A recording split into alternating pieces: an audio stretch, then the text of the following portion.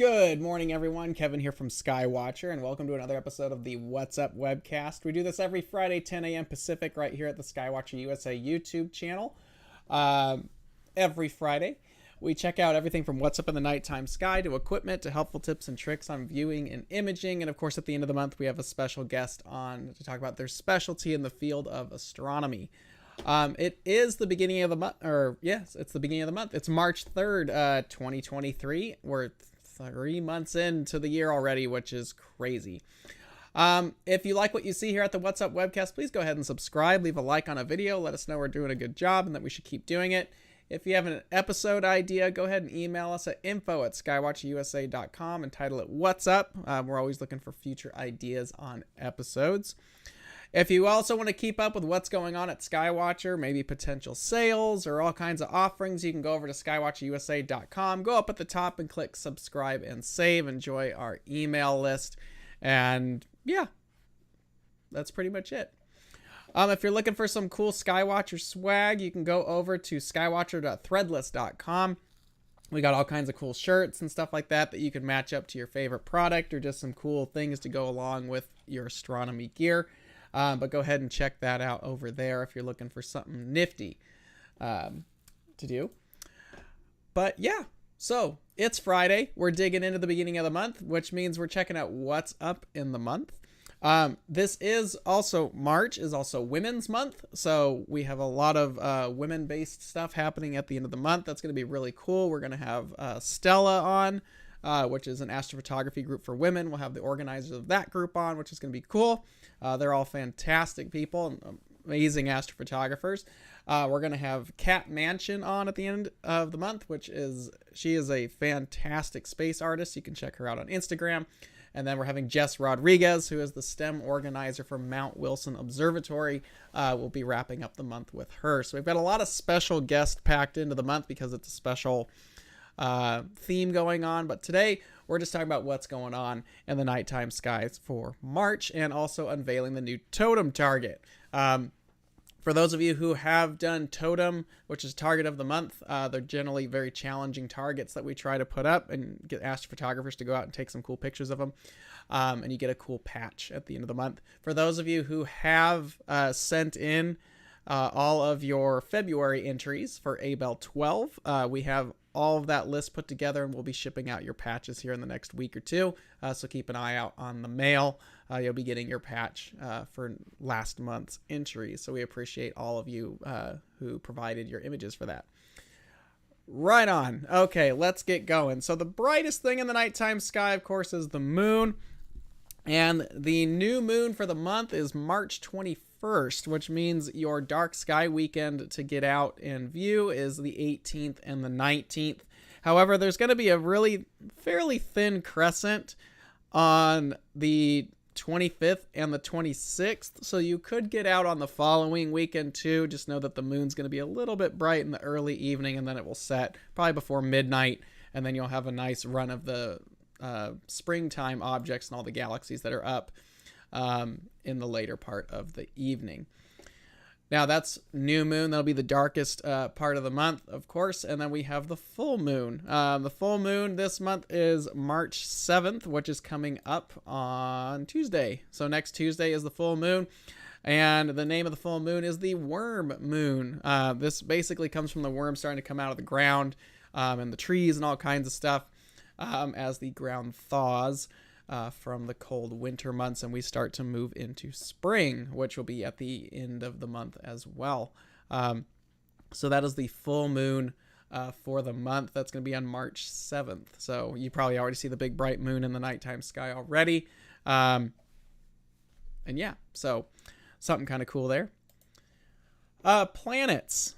Planets we're kind of getting out of the planetary season. I'm going to pull up the software here. This is Stellarium. Stellarium's a free software you can get online and for your devices, I believe, as well. I don't play with it too much on my iPhone and iPads, but it's a fantastic program. It is free.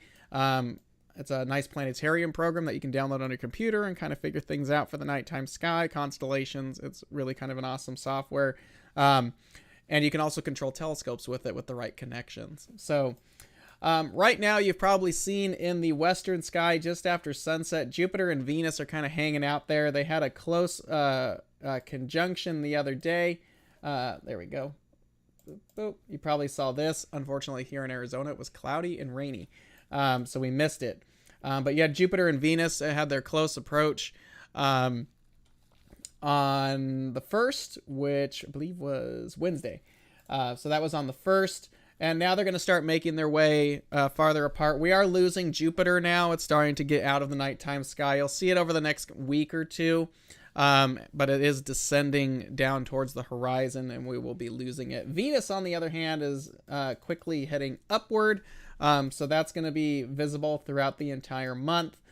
As far as other planets go, we still have Uranus kind of hanging out up in the nighttime sky. Mars is pretty high overhead, an easy one to see, but it's not really an ideal position for viewing. You can look at it, it's kind of like an orange little ball, but there's not a lot of detail on it. The close approach that we had this year wasn't the best, especially compared to like 2 years ago when it was very close. But it's still up there if you want to check it out. It's going to look like a little orange ball. Maybe in a larger telescope under good seeing with some magnification on it, you'll be able to get some good stuff out of it. But that's pretty much it for planets. All of our major naked eye planets are actually leaving. Saturn's gone. Jupiter's pretty much done. We do have Venus. Uranus, you're going to need a telescope to see. Mars is hanging out up there as well. But we're pretty much wrapped up for the planetary season up until later around the fall of this year when the planets will rope back around, or you get up in the early morning and check them out then. But if you're an evening person such as myself and you don't get up early to look at the planets unless there's something incredibly special going on, I'm that person. We are pretty much done with the planetary season as we make it into the springtime. So anyway, that's what's going on with the planets. Not a lot to talk about because, once again, we're out of the season and pretty much shutting down until the fall if you're into the planets, or you're going to be an early morning riser at this point. The sun. The sun is starting to kick up right now. First, real quick thing. Don't ever observe the sun unless you have the proper filters for your telescope or equipment. No one needs to be getting hurt out there.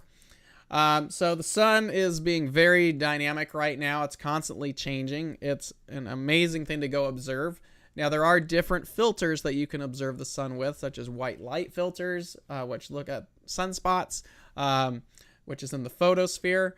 And then you have the chromosphere, which is where a lot of the activity happens for hydrogen alpha, as well as calcium filters. Hydrogen alpha is probably the most dynamic filter for observing the sun, and make sure you are using a true solar hydrogen alpha filter. And if you don't know anything about that whatsoever, we have some episodes from a couple years ago that go into the deep dive details of understanding the different types of solar filters and what they do. So if you're trying to get into this, go back and check out those episodes. That would be a very good one to actually take a look at, especially as we head into eclipse season in October. Now is the time that you really want to get that equipment, because October we have that annular eclipse or a partial eclipse depending on where you are in the US and North America. That's going to be visible. And then of course the following year in April we have that total solar eclipse, which is going to be awesome. But for most of the US and most of North America, it's also going to be a very deep partial eclipse from pretty much anywhere in the region. So definitely make sure you're ready to go and you have the proper equipment. Don't be the person that waits till the last minute. It's kind of like Christmas and you're shopping on Christmas Eve. You knew when it was coming. Don't push it. Now would be the time to go out and get it, whatever that it is going to be. Now, if you want to see what's going up on the sun, I like to use this website. I just go over to Google and type in GONG, G-O-N-G-H alpha. And then that gives me what's going on right now. Today it looks phenomenal. If you have a hydrogen alpha telescope or a filter, there's a ton of filaments on the sun. There's a nice detached prominence over here. There's a lot of active regions. So if you have an H alpha solar telescope, today looks like a really nice day to get out and observe if you've got the weather to do so. I know it's been kind of weird here in the southwest and the western part of the country with all kinds of rain and snow. But there's some really cool stuff going up on the sun right now. So I highly recommend getting out there and taking a look at that. Especially if you've got the equipment. If you've got just a white light filter, that's okay too. There are some sunspots out there. That's kind of a cool thing to go check out as well. But do try to get your hands on an H-alpha filter at some point for observing the sun, because it's awesome. Daystar Cork on an SVX 140. Kevin, that's pretty sweet setup. Those SVX 140s are awesome. I really wanted an SVX 180, but they're way too much money for me. So, but a 140 is pretty sweet. Congratulations on owning one of Vic's amazing scopes. And a Daystar filter. Jen's stuff is pretty awesome too. Meteor showers. There's not much going on for meteor showers this month. We're going to plow through this episode really quick today. There's no major meteor showers happening right now in March. April does have some stuff coming up, so that'll be kind of cool. Comets. The big comet that everyone's been checking out, I think, has pretty much wrapped up its tenor at this point, but let's see what's going on. I like to use cometchasing.skyhound.com if you want to go out and see what's going down with comets. Right now in the northern hemisphere, there's nothing major happening at the moment. Let's see. Hey, Kevin, question. Do you use a heat dispersion filter or some sort of... Oh, yeah, let me stop this real quick because today's going to go very quickly, but I'd rather keep this while we're talking about the sun, and there's not a lot going on at the moment. So let's see. Eric's question is, hey, Kevin, question. Do you use a heat dispersion filter on some sort on it? I'm assuming... Are we talking about... So, I'm assuming you're talking about a solar filter. So, the only filters that I...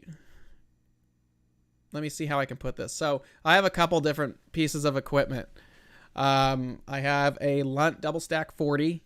Of work here at work, we have a Lunt Double Stack 60.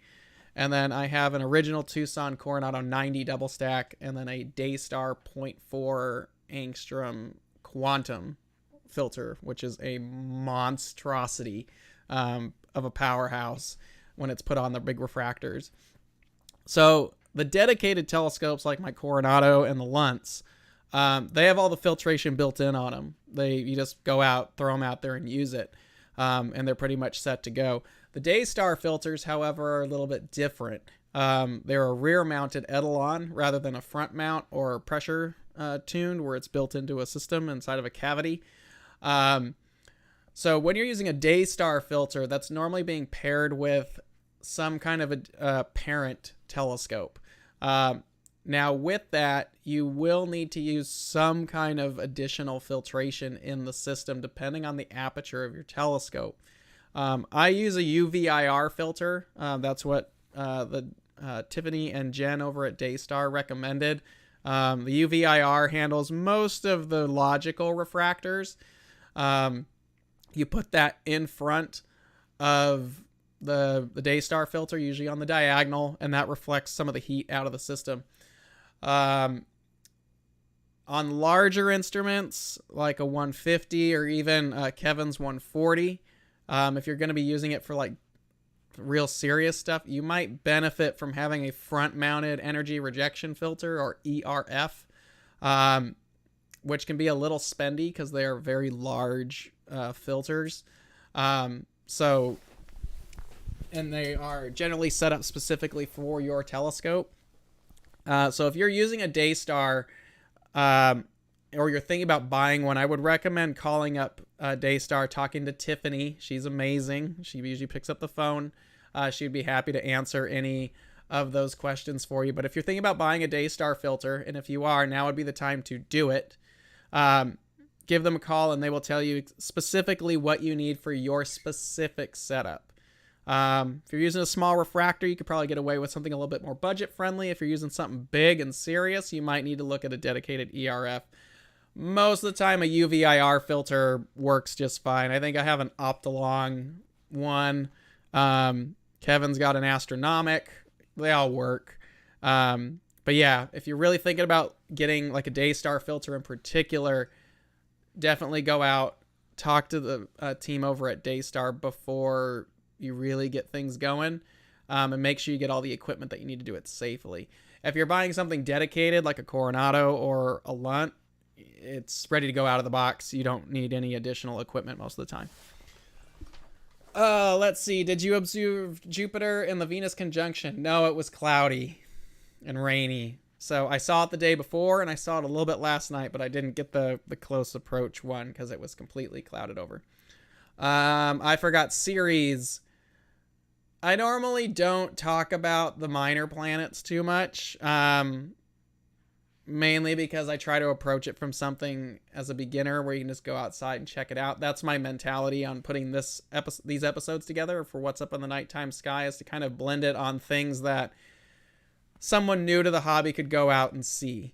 And then when we get into the later part of the episode, we're talking deep sky targets, then I throw in the more difficult stuff. But Ceres is up there. It's a good challenge target. It's not that hard actually to see, but it is a cool one to go see. So I'm sorry I didn't include that one. Okay. I want to share something real quick because hold on just a second. This website's so long. So let me see. Did they put it up yet? Oh, here we go. They did put it up. Real quick, just because I was talking about beginners. If you're looking to get started with your telescope or you need some help, real quick here, we will be at the Earth and Space, Focus Astronomy, and my friends. A lot of you met them at Seoul. If you came out to Seoul, it's the same venue. If you are looking to just come out and observe the nighttime sky, we're doing a public event on March 11th. That's next Saturday. From 7 to 9, we'll have telescopes out for you to observe the nighttime sky. But if you're new to astronomy, we're doing a telescope help class. That's from 2 to 4 p.m. So you can come on out. We'll set up inside. You can learn how to use your telescope effectively, and you can also register right here online. It's the Earth and Space Expedition Center.org. I know that's a lot to remember, but go ahead and check that out. If you're new to astronomy and you want to learn some stuff, come on out. Our team will be there. You can sign up, and then you can kind of cruise around the museum as well, which is pretty cool. And then if you want, you can come hang out with us and do some observing that night. I'll have my 28-inch Dob out there along with the rest of our friends. But come on and join us next Saturday, March 11th here in Phoenix, North Phoenix. Anyway, continuing on. Like I said, there's no meteor showers this month. No major comets. But let's get into deep sky targets. Now, there's a lot of stuff going up in the nighttime sky. We could do a whole hour on all the crazy targets that are up there right now, but I'm kind of just keeping it to the basics. We're still in the winter months, so we have M42 and the Hunter, 1,500 light years away. This is an amazing nebula if you're going out and just getting started with astrophotography, or if you're observing. It looks good in pretty much any size telescope, so it's a fantastic object for both sides of the hobby, for both intro and advanced. It's an amazing target to go observe. This will be a cool one if you are coming to the stargazing next Saturday. Yeah, Saturday. And the weather's clear. It's an awesome target. And the 28-inch Dob, especially when we put the night vision in it, it's pretty awesome. But M42 is the staple of the winter months. So that's an easy target for anybody to go out and observe. It does provide a bit of a challenge if you're an astrophotographer. The reason being is you shoot these long exposures, you're going to blow out the core. And you need to learn how to basically shoot shorter exposures to bring the core out and then weave that in to get the image that you see like this. So there is some challenging things you have to do with this nebula, and it's a good learning experience for those who are doing astrophotography.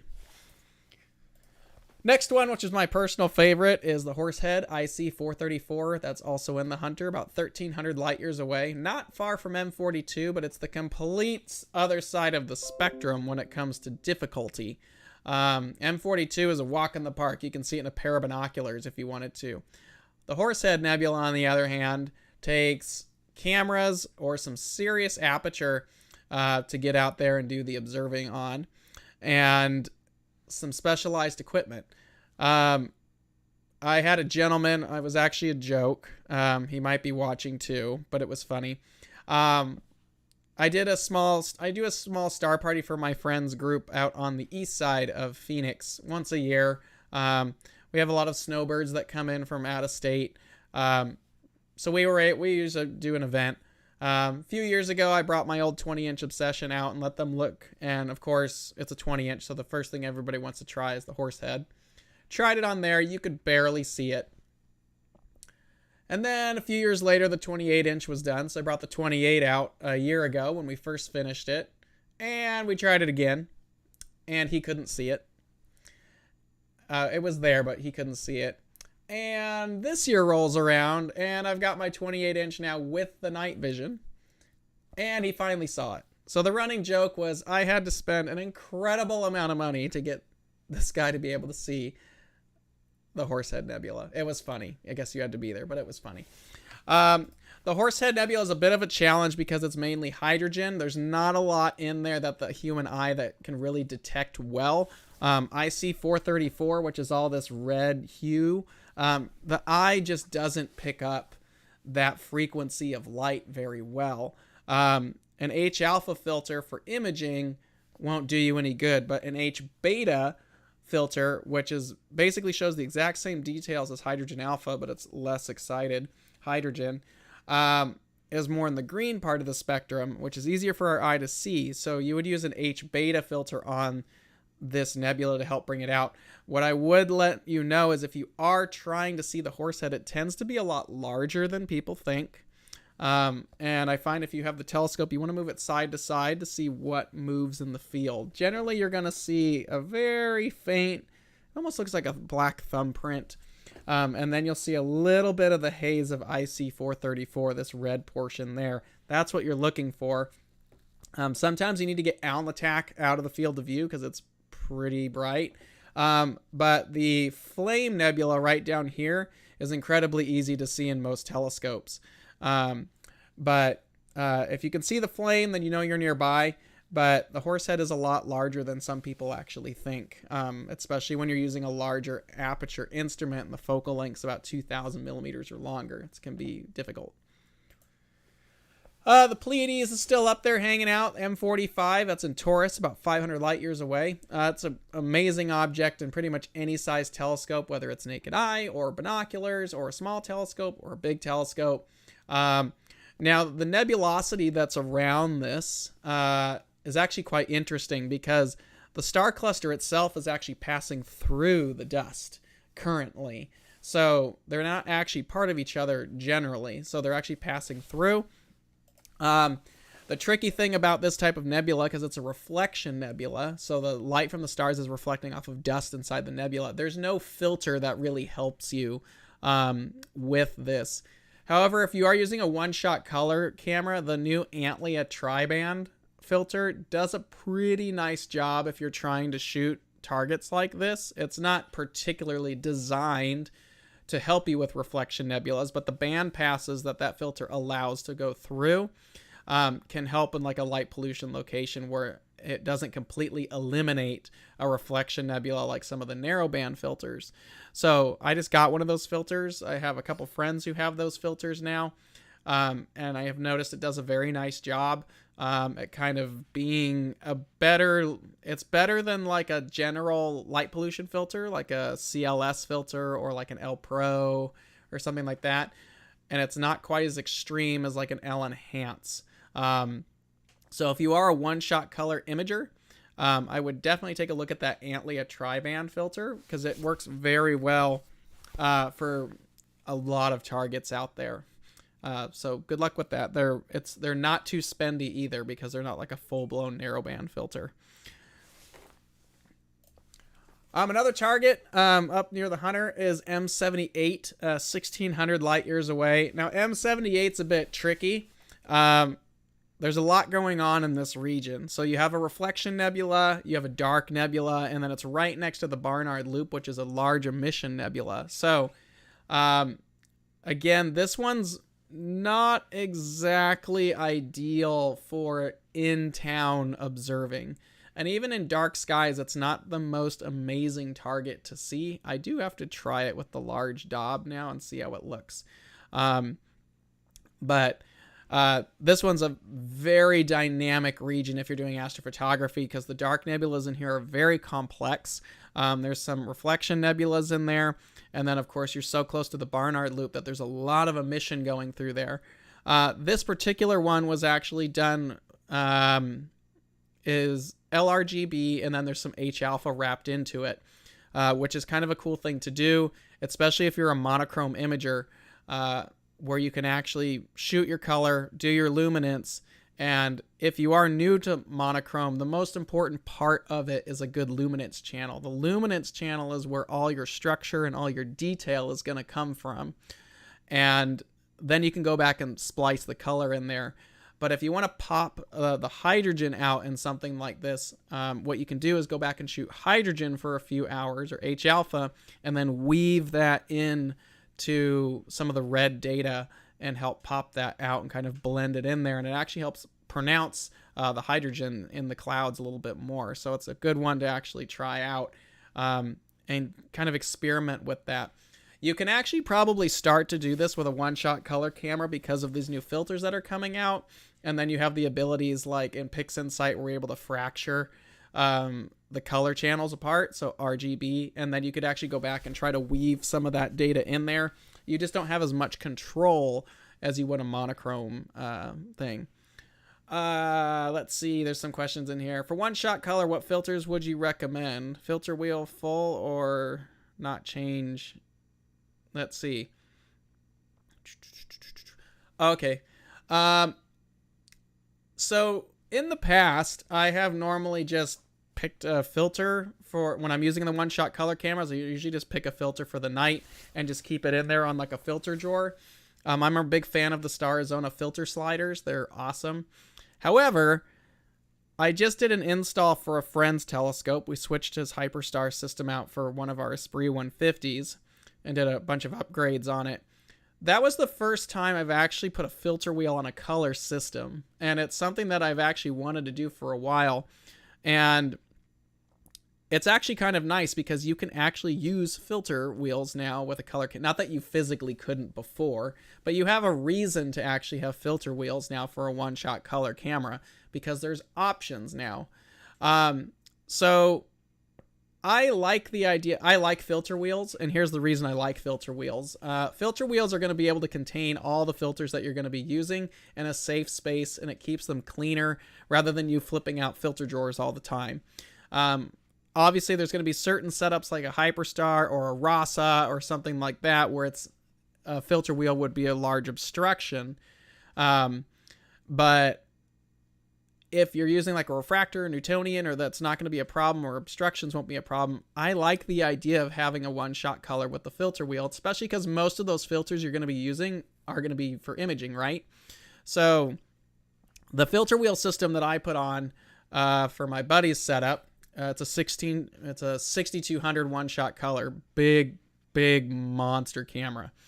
And then we just have a 5-position filter wheel, which we did an Antlia tri-band, an Antlia dual band. The Antlia dual band is the HA03 version.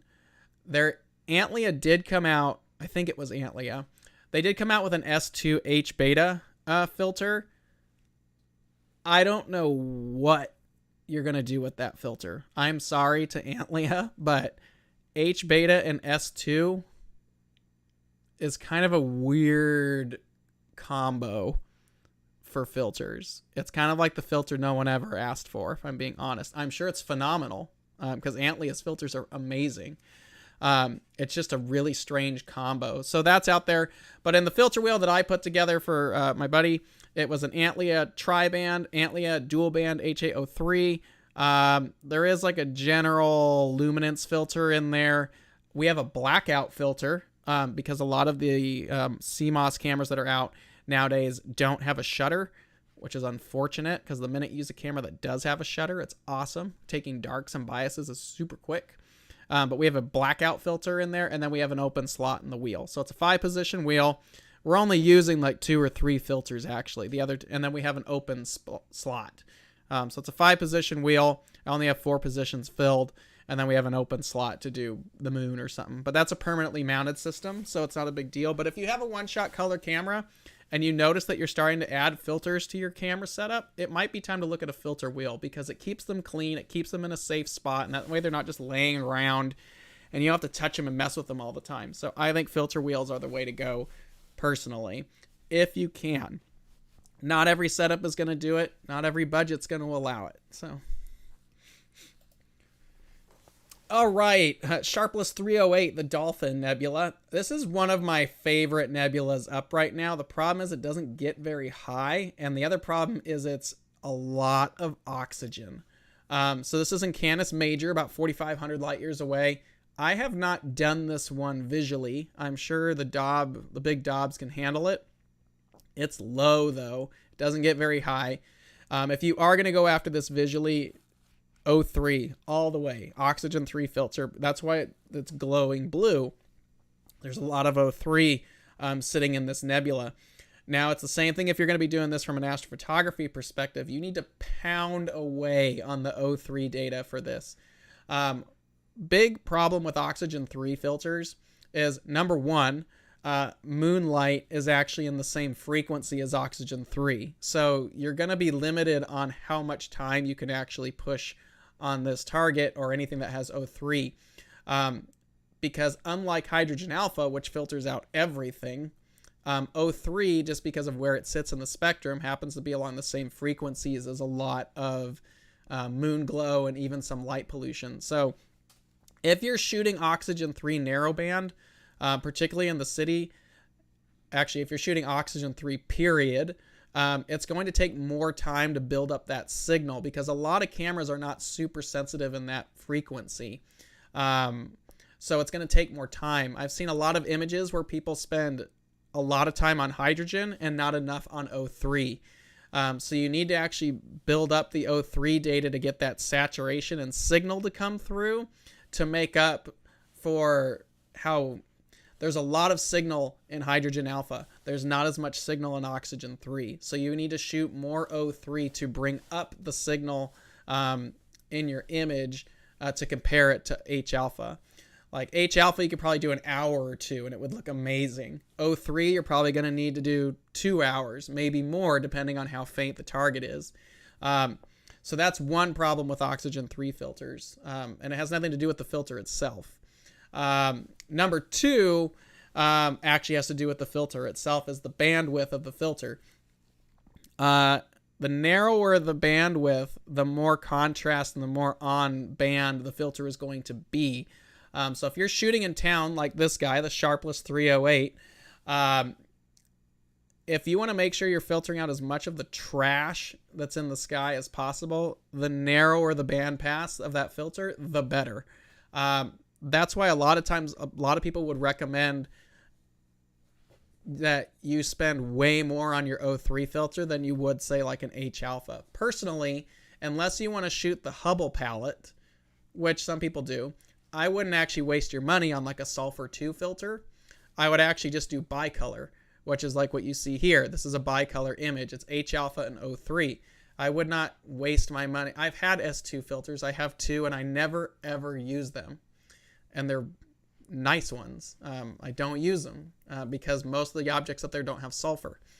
So at this point, I would spend a decent amount of money on a good H alpha filter, probably somewhere in that, if you've got the money, 3 nanometer to about 7 nanometer, somewhere in there. The sweet spot, I think, is like 5. However, I wouldn't waste your money on sulfur 2, because what I would actually do if you wanted to shoot targets like this guy effectively, especially if you're doing monochrome, is don't waste your money on a sulfur filter and take all the money you would have burned on your sulfur filter and the O3 and dump it all in the O3 and get as narrow of a filter as possible, like the 3 nanometer ones.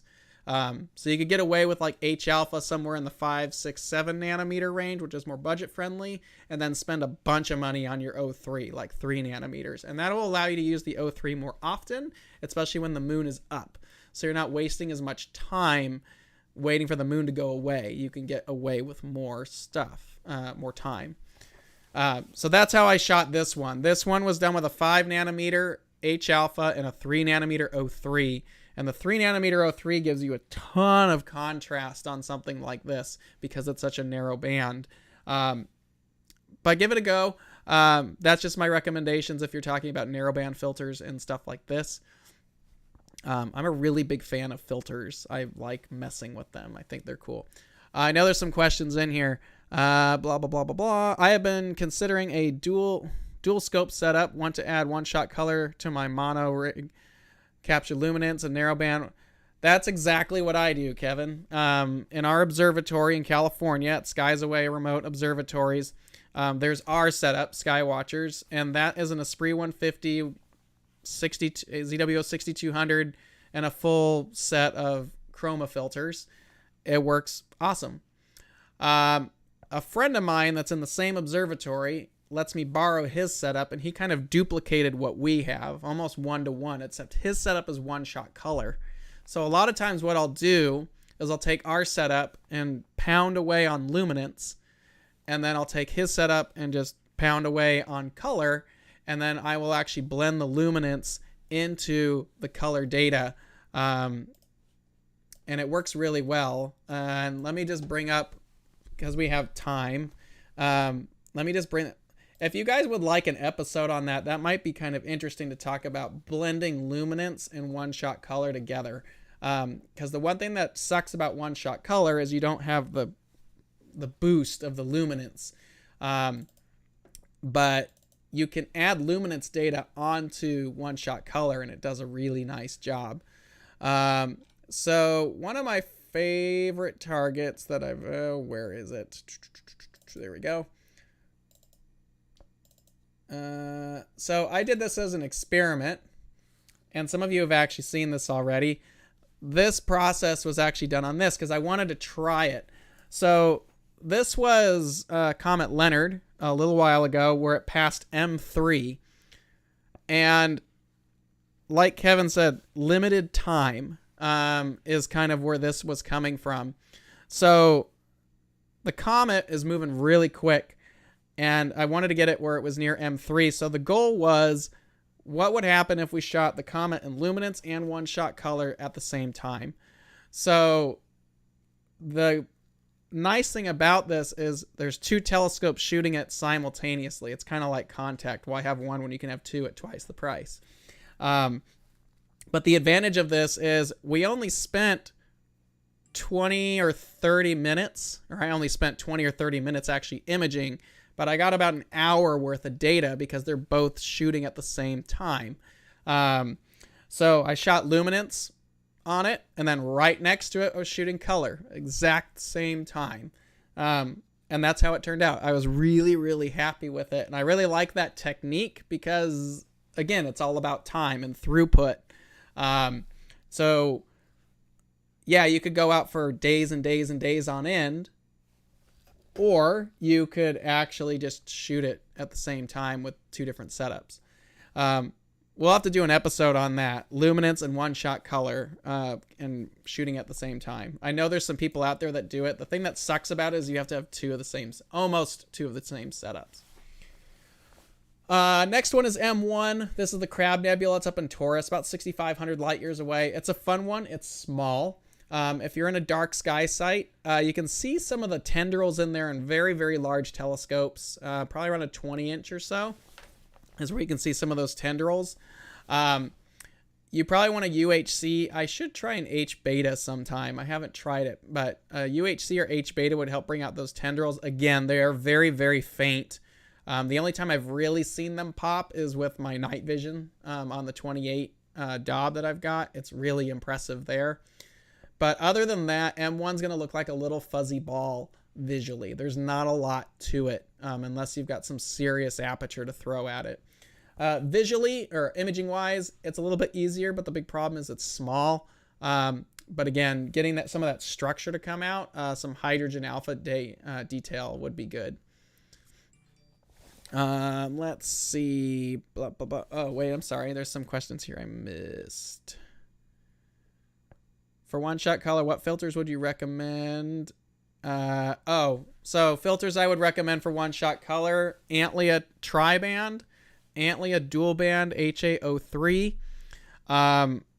If you want to see someone who has really just dominated with an Antlia Dual Band filter, go to Instagram and find Vanilla Moon. Her name's Diana. She works at Star Arizona. She's a phenomenal astrophotographer. She's been rocking an Antlia Dual Band for a little while now, and it's insane what she does with it. So if you want to go to Instagram, look up Vanilla Moon. She's fantastic. If you want to talk to her, call her at Star Arizona. Again, one of the nicest people in the world. But she destroys her shots with that dual band Antlia filter. It's an amazing filter. She also really knows what she's doing. So, but yeah, that dual band Antlia. So again, Antlia Tri-Band, Antlia Dual Band, and then you get into some of the more exotic stuff. But between those two and one-shot color, that's about all you're going to need. So, let's see. There's another question here. Is there any way to update an EQ6R Pro hand controller database or include sharpless objects? Not that I'm aware of. There is a user database that you can add some targets into the hand controller. There should be some sharpless targets in there somewhere, but I'm going to have to go in and look up again. Or you could use the app and then slew it over to like Sky Safari, and then you have the whole sharpless category at there. Or you can get an ASI Air and go after that. If you're asking me about sharpless targets, I'm assuming you're imaging. So you could probably use some kind of third-party program to get the sharpless stuff in there. For sharpless 308 visual, when you say darker, would you think I'd have a shot seeing it in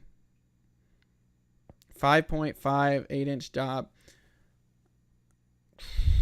You probably want the darkest skies possible to get the sharpless 308 and a good oxygen 3 filter. I haven't done it yet. I haven't tried that nebula personally. It's probably easier than most people think, but I haven't tried that yet. But do it.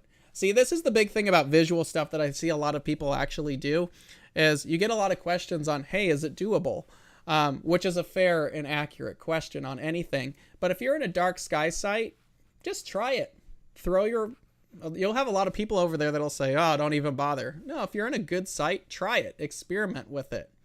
If you don't see it, then you didn't see it. But at least you tried it. But I've been pleasantly surprised several times where the skies weren't ideal or I didn't have the right telescope. And you would be surprised what you can see. I've seen the Horsehead Nebula in a 6-inch refractor. Didn't think we would do it, but we tried it. So, and we were pleasantly surprised. So don't worry about it. If you're in a good sky and you've got an O3 filter, look for it, see what you get, report back and let me know. I'm going to pound through these real quick because I'm burning time. This is the Cone Nebula. It's up in Monoceros, 2,700 light years away. It's an easy imaging one. Again, this is a dual, not dual band, but this is a bicolor image, HA03. A lot of these emission targets do very, very well, where you do H alpha for the red, O3 for the blue or the green, and then you make the green a modified blend of the two filters, which is another thing we could talk about someday if you want to do that, where you're basically making an H beta channel out of your HA and O3 data.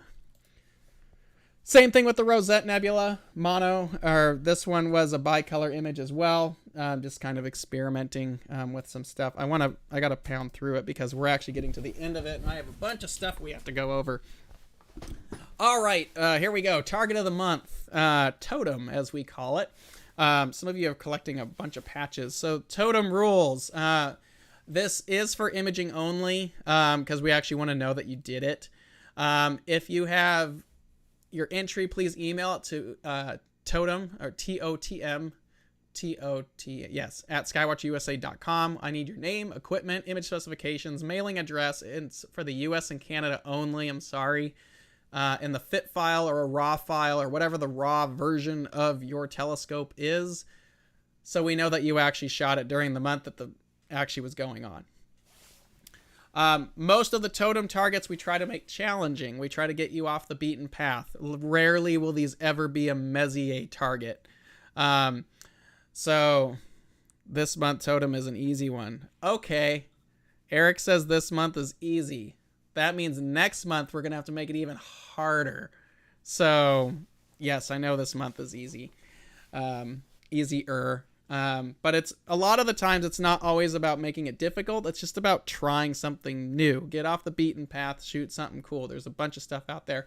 This is the 2023 totem patch that you will be receiving if you enter this. February's challenge was Abell 12, the Hidden Gem Nebula. And a lot of you did some really nice work here. Simon's image actually really impressed me because it was with a Canon T7 on the back of a C14 Edge HD. That's a lot of focal length and not an ideal camera, and that's a pretty good shot of that.